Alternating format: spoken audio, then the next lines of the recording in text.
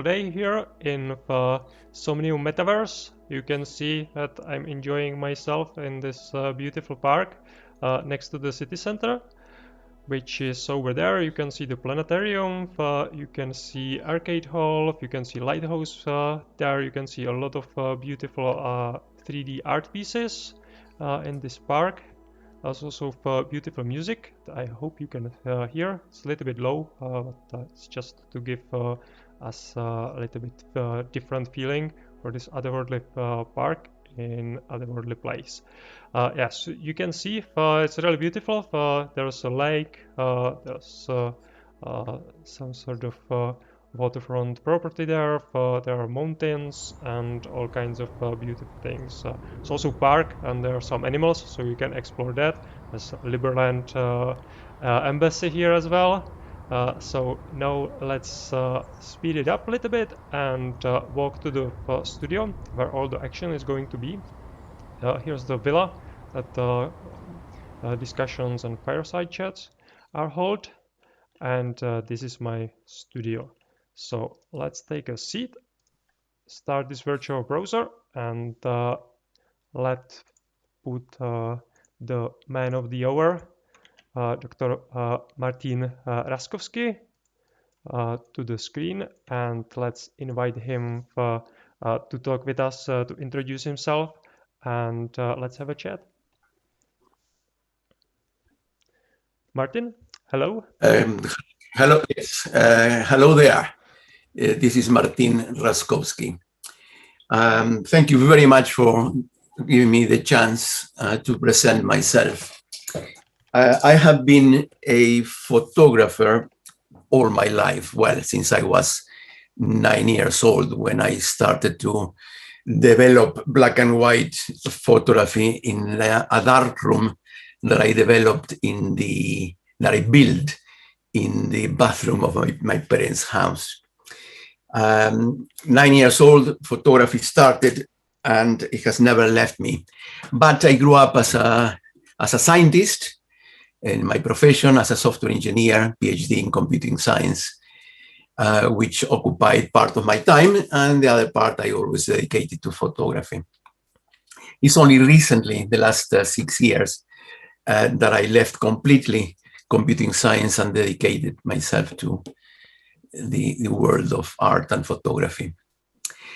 Ever since the first days working in the darkroom, I was very interested in modifying the reality captured photographically. I find that what photography gives me is not what my eyes see or what my soul feel. So I always be interested in modifying the reality to accommodate my feelings. So in black and white, I used to, at the time of enlarging, change images, superimpose different images. Later on, when I was working in color using 35mm slides, I was sandwiching different images, producing, in effect, a different reality. And obviously, when the digital world came along, the number of tools available for such a manipulation exploded, and I have in my desk now so much more to do and to work with. I don't do photographically any staging. I capture reality as it is. And I find also that the time that it takes to shoot a photograph, that instance, well, you do the technical bits of setting up time and aperture and setting up focus and choosing a particular view. But that is all very, very short-lived, just a few seconds. And I like that, but I enjoy so much more the activity that comes afterwards when I bring this image to my computer and I digitally manipulate. An activity that can take sometimes hours, sometimes days, and sometimes much, much, much more, months or even more. And that activity that creative process, I find it fascinating. It's a journey of transformation where I don't know exactly where I'm going. And in that process, an image starts to appear, and I pursue it. I continue modifying, continue massaging images until there is a moment, the eureka moment, where I say, yes, I got it. Yeah, so it's like a journey of discovery. You don't know where you are going to end up, but it's somewhere there, and you are just uncovering it as maybe some sort of archaeologist in funny way, right? It's like walking through a dark tunnel. If it is a straight line, you can see the light at the end of the tunnel. But for me, it's not like that. For me, the tunnel has lots of curves. So I start to walk the tunnel. I don't see the light. I don't know where I'm going, but I know that I'm going ahead. And I know that eventually I will reach that light. Right, right. Yeah, that's I would guess quite exciting journey always because it's very different each time. There's something else to discover, and yeah, it could be a quite beautiful process. That's the beauty of the creative process, Yeah, yeah, to yeah. construct something that was not there before. You mentioned that you are doing this for quite a long time, so I think it would be actually quite interesting to look at the tools, how they've developed over the years. So what you had available when you started, and what comes as new things that you can use at these days. Well, these days, with a computer, I use different tools. Maybe the main one is Photoshop. Sometimes I use Lightroom or Paint or Draw. But I find that the actual tool is irrelevant. I could use one or the other. It is like a painter will have different brushes and will choose one brush today and another brush tomorrow. Mm-hmm. It is important technically in some occasions, but what is important is not the tool, but your imagination, your eyes, your hands. But as I said before, I used to do this similar process of manipulation in early days in the darkroom in black and white, or in using slides in color. And the sort of things that I do now are based on what I used to do before. The tools is different, but the composition, the ideas of mixing images, changing light here, changing color there, it's similar to what I used to do before. Of course, it's richer with a computer. Mm-hmm. Right, right. I would be actually quite interested, and I think many people as well, to maybe just in short, but if you could explain us if you would have photograph the original photograph from this particular picture in black and white, just in analog, right? How would you do effect like this? You are looking at Deep Lane, this orange picture, correct? Mm-hmm. Yeah, yeah, yes.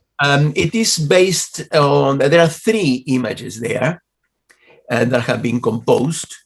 And the 3 are basically the bridge, is one. The second one are the leaves or branches at either side of the lane. And the third one is the sunset. Those were 3 different pictures taken in different locations in different places. I started with the plain bridge that was bare on the sides. There were a few trees here and there, but they were not attractive.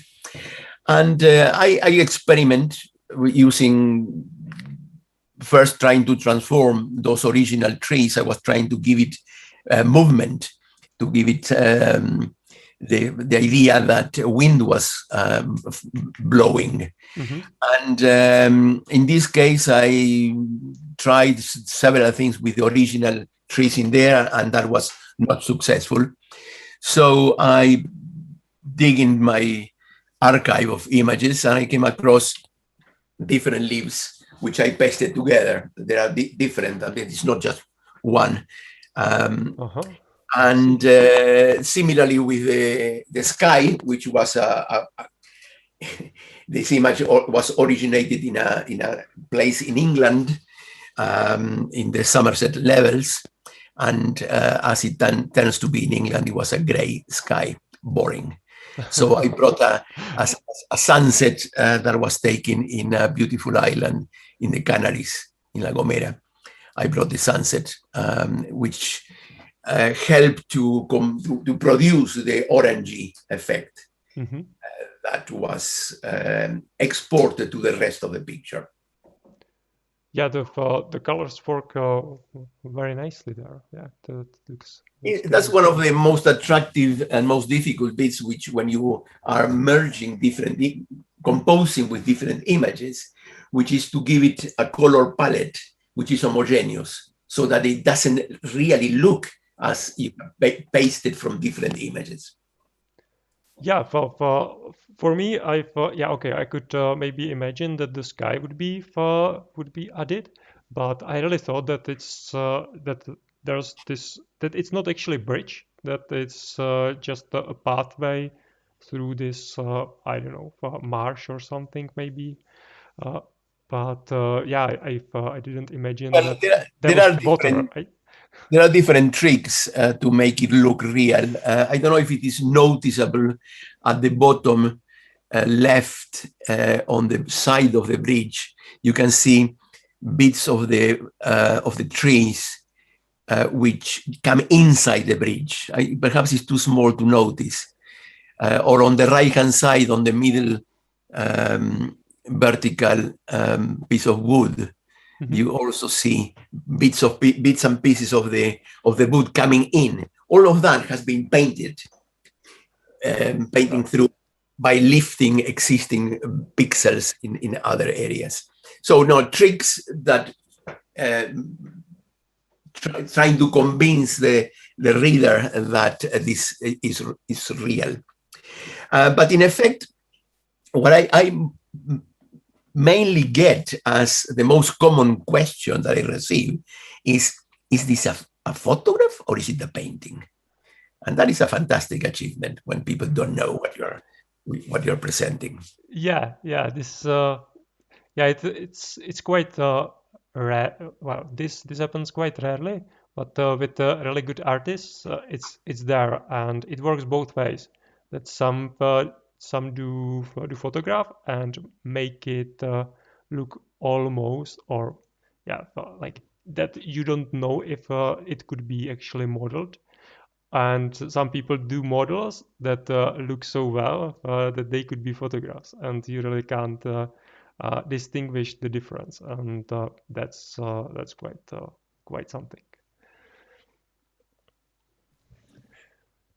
Okay, for what you mentioned with the like roots or the leaves coming in, that's what sold the picture to me, because it looks just amazing, and it makes the even more than just a tree. It makes it almost like alive, that could be really some different planet where leaves don't work the same way as on Earth, that they could be actually alive and reach out or do different sort of things. Or at least I like fantasy and these sort of things. So this is where my imagination is going. This is an example of composition. I don't know, Yaroslav, if you have there some of the other images that we. Let's go to the blue roof. Or blue roof, yeah.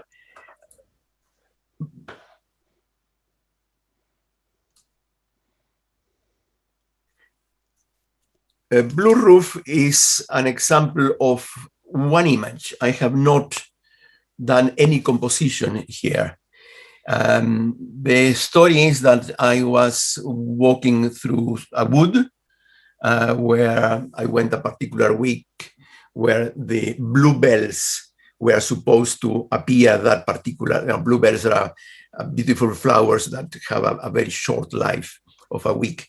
And I waited and waited for that particular week to happen. And I went there and something happened when I was looking at the ground and the bluebells were not there. I got the wrong week. So I was annoyed. I stopped looking at the ground, searching for the bluebells, and I looked upwards, and that's what I saw. The canopy of trees conveying into a center, and I took that picture, which later on modified, but not mixing with any other image, just the original one, bringing the sky to a blue, which occasionally when I look at this, I am in the end looking at the result. Yes, I see the sky and I see the tree tops, the canopy of trees, but it is possible to reverse that image in your mind, and instead of looking up, looking down to roots in water. Yeah, absolutely. And that's I love that possibility of, in your mind, you can switch from one perspective to the other perspective. So it has a sort of movement of your inside your mind to see the different effects. Yeah, or maybe even like something like neurons in the brain. Yeah, it doesn't exactly like that, but still, yeah. Brain neurons is another interpretation that was expressed to me, like you now. Really? I never thought of that. It was the audience that a couple of times said that, and I love that. That's the fantastic thing about art, which is when you are able to provoke in your audience some emotions that come back to you as the artist. That process is when I find that art comes to life. As an artist, you produce something and the audience brings it back to you, sometimes modified. In that dialogue, I think that is when a piece of art becomes art. Before that, it was a piece of color in the wall. Yeah, absolutely. Do you have the shipwreck there? Yes, I'm going there right now. You go there because this is a different example. Yeah, it's up. Of composition. In this one, I have preserved reality. The ship itself is almost untouched. That is exactly how in my original photograph it was, with that color of the rust and in that position, stranded in the seaside, in the beach. Mm-hmm. But the rest, the clouds have been painted all over. The penguin was not there. It was in a nearby location. This is in South America. The penguin was there near the Antártida, in Tierra del Fuego, in the Patagonia. Mm-hmm. So the penguin was nearby, but not at the side. And also the reflection was not there. So I found that by building up the reflection, it sort of gives it a much better depth, which continues with the fantastic shape of the clouds. But as a particular case, that's what I brought this one, is the case where you keep reality exactly as it is, mixing it with something else, which is fantasy. And that produces also a very beautiful effect in the audience that is shocked by, what am I looking at here? It looks like a dream that it has reality here, and then there is something that is not quite real. That mixture is very oniric. Yeah. Oh, that's awesome. I have to take a picture of this because I think that putting it here and this virtual screen next to the floating island makes it maybe even better because then we are adding some other reality there as well, and so it's pretty cool. Okay, it's very interesting, and I imagine that like creation of a reflection in the water That has actually like stones in it and other stuff. So you can just copy paste it and reverse it. It's quite complicated as well, right? Well, there are technical elements, like, for example, the penguin, the water that is behind the penguin was not there. So the original one, the first one, the first experiment that I did, I could hardly see the penguin. I could only see the vertical white of his tummy and the orangey beak, but I could not distinguish the wing, for the right-hand side wing, for example. So I brought some water to the back.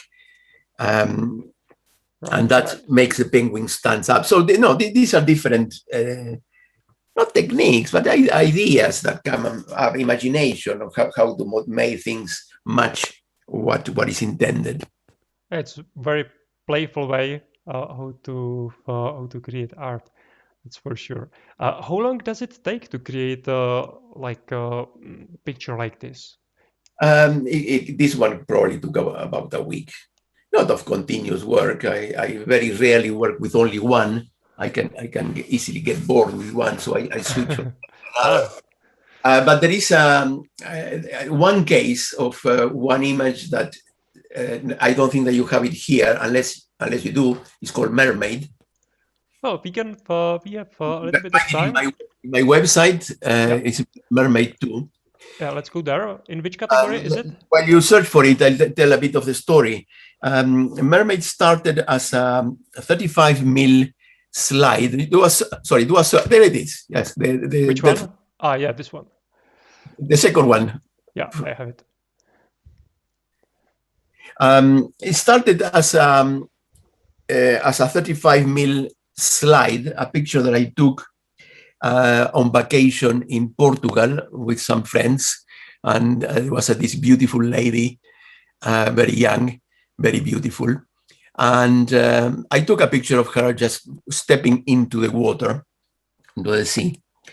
And later on, when we came back from vacation, I said that I was going to give her that picture as a present. But once I did my thing, that was a pre-digital world. I had a 35 mil slide, and I tried to modify it by changing the water into snow or the water into clouds. And I tried, and it didn't work in any interesting way. And I tried again and again, and in the end, I left it behind, and I said, well, some other time I will try again to do it.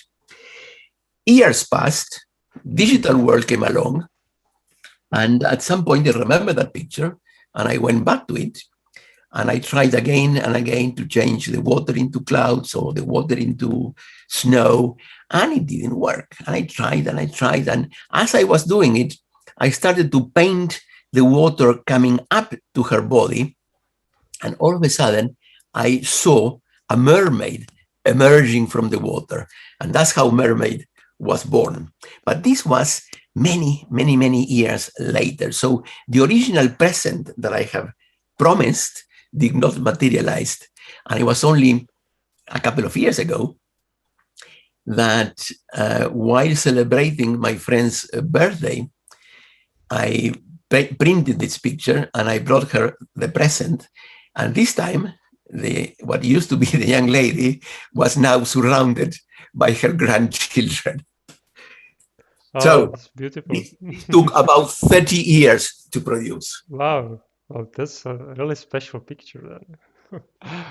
And it looks beautiful. It really looks like that there's water and then there's the mermaid. That it's not that it's hidden behind the water. It's materializing from the water. That's amazing. Absolutely, yeah. Awesome. I haven't done I haven't brought this one yet to the current world that we're talking about. That join us together, the NFT. I think this one might be quite popular. So yeah, take your time. Keeping it in reserve to once I start selling more and prices going up. Yeah, for sure. Eventually will come. For sure. Okay, so our time is running out. So maybe is there something that you would like to tell the audience at the end? Just thank you very much for the interest, and I hope to see you around in the foundation or in the OpenSea or in the Twitter arena. Awesome, awesome. So as you can see, the website is martinr.com. The Twitter account of our guest is Martin Raskovsky. You can see it here. It's maybe not so super clear, but it's Martin Raskovsky.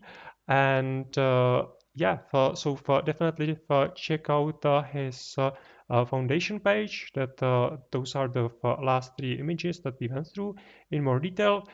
Check out his website and maybe reach out if you have some sort of questions. And yeah, see you next week on Thursday during our next show. Thank you very much. Thank you. Goodbye. Bye.